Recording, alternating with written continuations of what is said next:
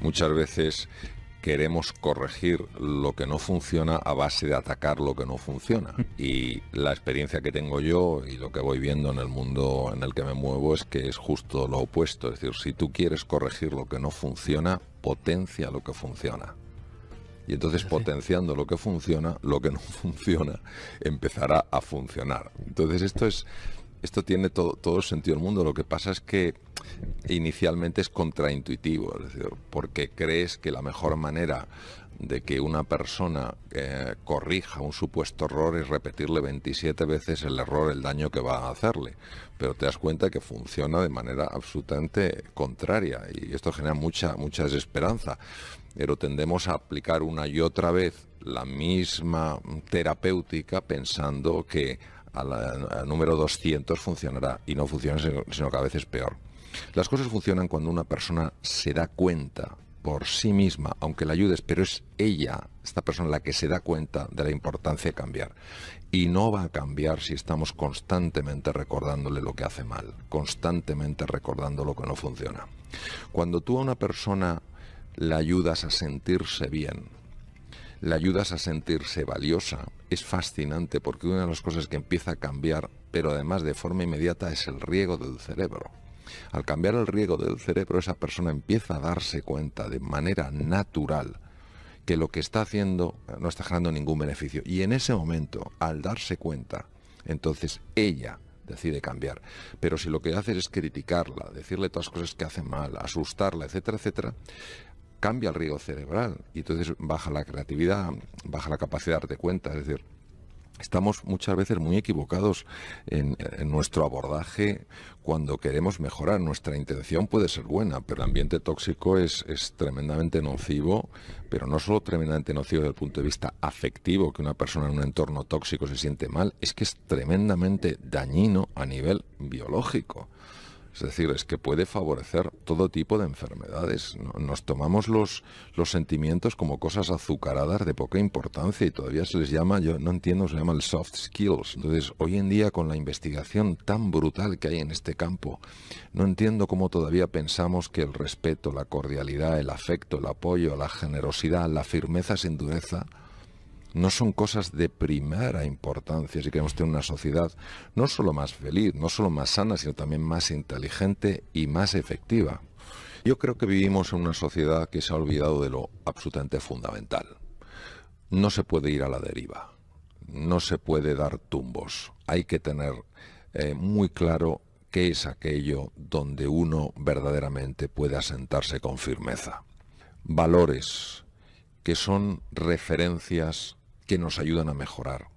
Valores como el coraje, la audacia, la responsabilidad, la cordialidad, la generosidad, la compasión, la bravura, la cooperación. Todas estas cosas ayudan al ser humano a mejorar. Entonces vivimos una sociedad donde parece que todo vale, que aquí cada uno, por tener una opinión, sencillamente está haciendo referencia a algo que conoce en profundidad, y creo que no es así. Y creo que de una vez por todas tenemos que darnos cuenta de que, por supuesto, que hay un montón de cosas que son variables, que hay un montón de cosas que son flexibles, pero hay cosas que no son ni variables ni flexibles porque pertenecen a la naturaleza humana. ¿Cómo es posible que una sociedad que disfruta, sobre todo la sociedad occidental, que disfruta de tantas cosas, los niveles de ansiedad y depresión no paren de subir? Cuando tenemos que hacer frente a un desafío importante, no puede ser una enfermedad o cualquier cosa que de alguna manera nos genere temor o duda, ¿qué diferencia marca el sentirte acompañado por alguien a quien respetas, a quien valoras y que tú notas que esa persona te quiere, te aprecia? Es tan la diferencia que para que nos hagamos una idea, basta que un enfermo, cuando va a entrar en quirófano, el médico, quien sea, o alguien del equipo quirúrgico, aunque no sea el cirujano que lo va a operar, alguien le transmita confianza, le agarre la mano y diga todo va a ir bien, esté tranquilo, para que el anestesista encuentre mucho más fácil controlar la tensión arterial. Cuando una persona está asustada y entra al sistema de alarma del cuerpo, una de las cosas que hace es poner en marcha un montón de hormonas como la adrenalina, la noradrenalina. El corazón trabaja demasiado demasiado deprisa, la tensión arterial sube, y esto no es bueno de cara a una intervención. Un sencillo gesto de cordialidad y de afecto puede llevar eso a la normalidad. ¿Qué quiere decir? Que esto es un recurso de primerísimo nivel que no sé cómo a veces no se utiliza con más frecuencia. Nosotros tenemos dos sistemas fundamentales. Un sistema está dedicado a protegernos del daño, a protegernos del peligro. Alguien que nos quiera hacer daño o una situación complicada. Este sistema consume muchísima energía. ¿Y de dónde saca esta energía? Pues saca esta energía del otro sistema, que es el sistema que se dedica a mantener la vitalidad del organismo, a hacer que permanezcamos en equilibrio, a hacer que los daños que por el propio desgaste se producen se vayan reparando, y dificulta, favorece la juventud de una persona, es decir, hace más lento el envejecimiento. Cuando nosotros nos acercamos a los demás con cordialidad, con afecto, deseando cooperar, el sistema que funciona de manera más intensa es precisamente el que mantiene el equilibrio, repara y reduce el envejecimiento. Y el aparato digestivo muchas veces lo vemos como algo burdo, como algo tosco. La salud cerebral tiene una relación directa con la salud del tubo digestivo. Trastornos como el déficit de atención, trastornos como el autismo, trastornos como la depresión, la ansiedad, el Alzheimer, demencias, etcétera, etcétera, cada vez están más ligadas a trastornos en el tubo digestivo. Tengamos en cuenta que el tubo digestivo tiene 500 millones de neuronas. 500 millones de neuronas, para que nos hagamos una idea, es 5 veces más que todas las neuronas de la médula espinal. Uno de los neurotransmisores más importantes en el cerebro para mantener la calma, para mantener la serenidad, se llama GABA. Para que nos hagamos una idea, las benzodiazepinas, los famosos Valium, todas estas cosas, actúan sobre estos receptores, sobre estas sustancias, sobre estos neurotransmisores, porque todo está muy conectado, y al activarse estos receptores, pues la persona experimenta tranquilidad, serenidad, calma. Bueno, pues la principal producción de GABA viene del tubo digestivo. Por otra parte, hay una hormona que se llama la serotonina, esencial en los estados de calma. Cuando, por ejemplo, empieza a llegar, pasa el verano y empieza a cambiar la luz y llega la famosa depresión, que entonces empiezan a competir la melatonina con la serotonina por un aminoácido. Entonces bajan los niveles de serotonina y ahí viene como esa especie de depre. Bueno, pues he de decir que el 90% de la serotonina la fabrica el tubo digestivo. Es decir, que en el tubo digestivo tenemos un cerebro y tenemos una fuente de salud o una fuente de enfermedad.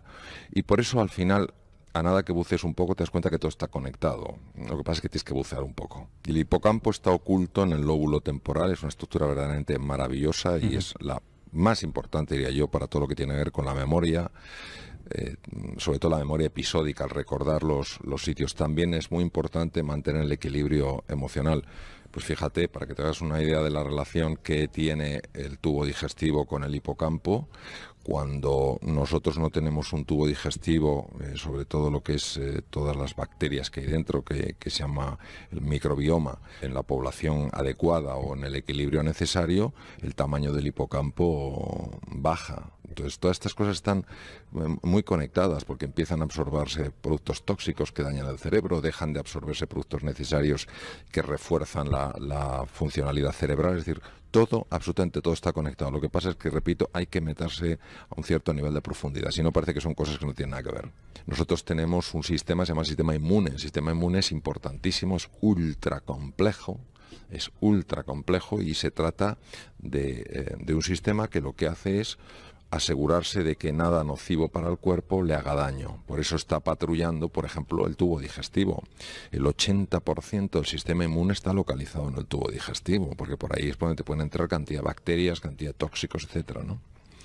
Pues es fascinante saber que cuando una persona, por ejemplo, está a merced de esas emociones tóxicas, la sensación de desesperanza, resentimiento, de frustración, etcétera, etcétera, mantenidas en el tiempo, es decir, de forma constante, se segrega una sustancia llamada cortisol. Entonces el cortisol tiene un efecto directo en el tubo digestivo, produce una alteración del funcionamiento del tubo digestivo y todos esos nutrientes esenciales para el funcionamiento cerebral y todas esas bacterias que no deberían entrar porque son tóxicas, pues todo eso empieza a hacer un verdadero lío, ¿no? Entonces no entra lo que tiene que entrar y entra lo que no tendría que entrar, ¿no?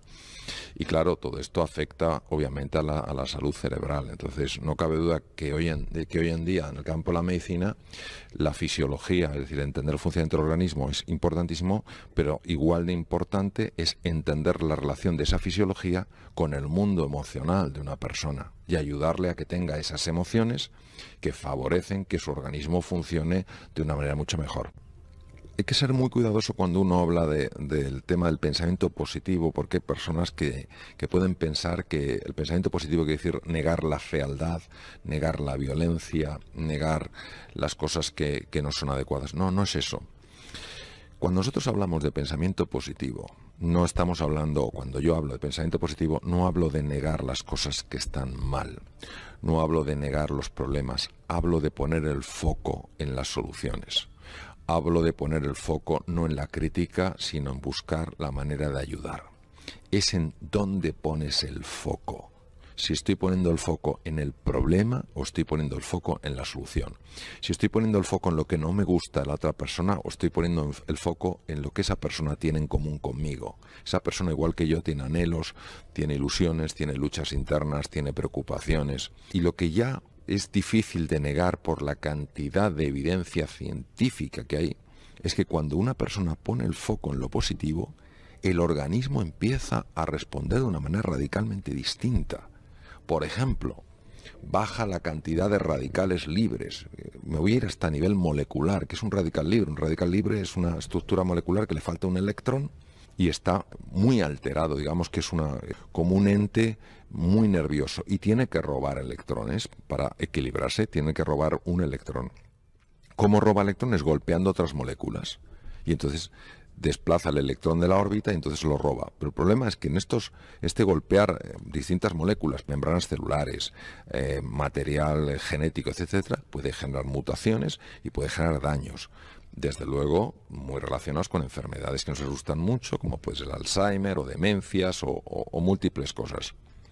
Cuando una persona se enfoca en lo positivo, cuando una persona vive más que en la queja, en el agradecimiento, cuando vive más en la sonrisa que en la desesperanza, cuando vive más en el deseo de cooperación que en el enfrentamiento, bajan los radicales libres. Y es que está absolutamente visto que el estrés negativo, el distrés, sube los radicales libres, daña el tubo digestivo, libera cortisol, el cual a su vez daña el sistema óseo, el sistema muscular, mata neuronas en el hipocampo. Es decir, está todo tan absolutamente conectado y al final, ¿a qué te lleva esto? Te lleva esto a que la clave es mirar, o por lo menos que tu foco busque ver a la otra persona como un ser humano, no como un objeto, no como un obstáculo, no como un problema, no como un desastre, sino que le veas como una persona. Y claro, esto tiene un impacto muy grande en la otra persona. Claro, tiene que salir del corazón. Esto no puede ser un maquillaje, voy a hacer como si. Si no sale del corazón, es mejor que lo hagas como si a que no lo hagas. Pero llega un momento en el que entiendo que esto puede salir del corazón y tiene un efecto realmente llamativo. Yo creo que el ser humano solo tiene un oponente. Lo que pasa es que es increíblemente astuto. Se disfraza de múltiples maneras, hasta de las maneras más sutiles, con lo cual es muy difícil reconocerlo. El único oponente para mí que tiene el ser humano es su ego.